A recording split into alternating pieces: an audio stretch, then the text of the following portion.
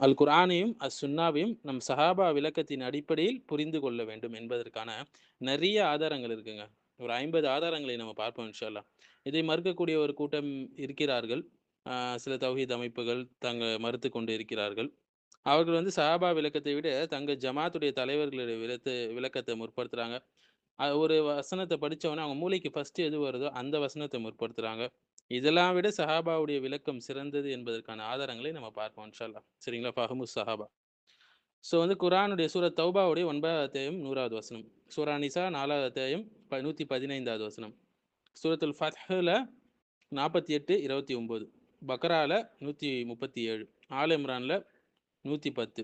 சூரா ஹஷர்ல 8, 9. அன்ஃபால்ல 8, 74. சூரத்துல் நூர்ல 55. சூரத்துல் அஹ்ஸாப்ல 23. சுன்னால இருந்து பார்த்தீங்கன்னா, என்னுடைய உம்மத் அவர்கள் தான் சிறந்தவர்கள் என்று சொல்லக்கூடிய சஹீல் புகாரியுடைய ஹதீஸ். மேலும் என்னுடைய சுன்னாவையும் குலஃபா ராஷிதீனுடைய சுன்னாவையும் பின்பற்றுங்கள் என்று சுனன் அபிதாவுதுல வரக்கூடிய ஹதீஸ்.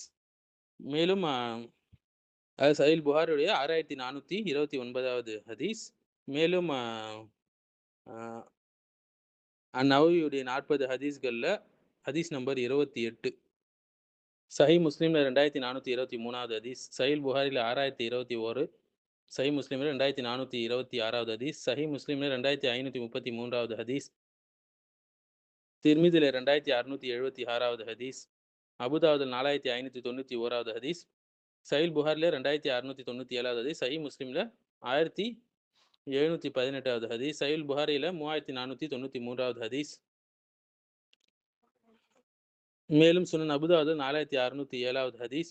4591வது ஹதீஸ். சஹீஹ் முஸ்லிம்ல 1849வது ஹதீஸ். சஹீஹ் முஸ்லிம்ல 6625வது ஹதீஸ். சஹீஹ் முஸ்லிம்ல 2540வது ஹதீஸ். சஹீஹ் முஸ்லிம் 2531வது ஹதீஸ். சஹீல் புகார்ல 7681வது ஹதீஸ். சஹீல் புகார்ல 7675வது ஹதீஸ். மேலும் புகாரில 3649வது ஹதீஸ்.